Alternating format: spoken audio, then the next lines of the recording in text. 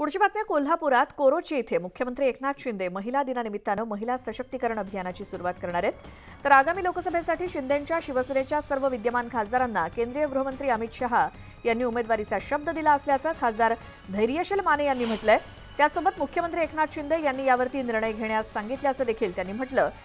त्यांच्याशी याबाबत बातचीत केली आमचे प्रतिनिधी ज्ञानेश्वर साळुखे यांनी। कोल्हापुरात मुख्यमंत्री आज महिला सशक्तीकरण अभियानाचं उद्घाटन करतायत। हातकणंगले मतदारसंघामध्ये हा कार्यक्रम होतोय। या मतदारसंघाचे खासदार धैर्यशील माने आपल्याकडे आहेत, त्यांच्याकडून जाणून घ्या।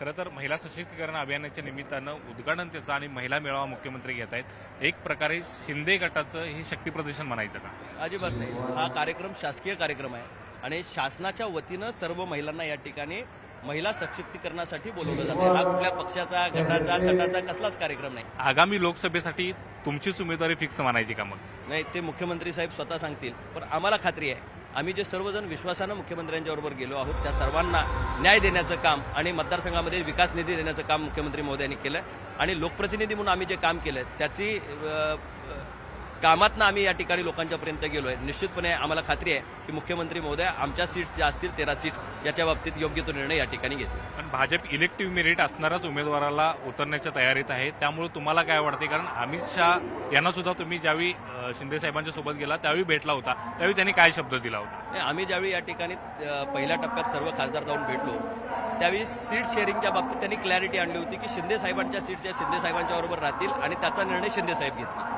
त्यामुळं हा जो निर्णय घ्यायचा आहे ह्या 13 सीटच्या बाबतीत जे शिवसेनेच्या चिन्हावर आले ते स्वतः शिंदे साहेबांनी घ्यायचा आहे। जे संभाव्य मत आहे राजू शेट्टी हे मात्र तुमच्यावरती आरोप करतायत, तुम्ही फक्त बोलणं करताय बाकी काम काहीच करत नाही असा आरोप आहे। ते बोलतही नाहीत आणि कामही करत नाहीत।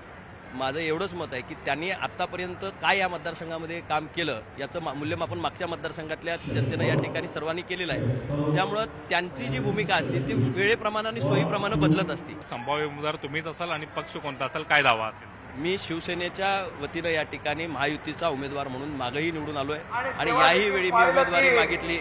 निश्चितपणे मला खात्री आहे की माझं काम, माझा लोकांशी असणारा व्यवहार, बोलण्याची पद्धत, लोकांच्या मध्ये असणारं माझं कम्युनिकेशन यामधनं मी कधीही चुकीच्या पद्धतीनं कुठल्या गोष्टी हाताळलेल्या नाहीत। Video journalist Sandeep Patil, Dnyaneshwar Salukhe, news 18 Lokmat, Kolhapur.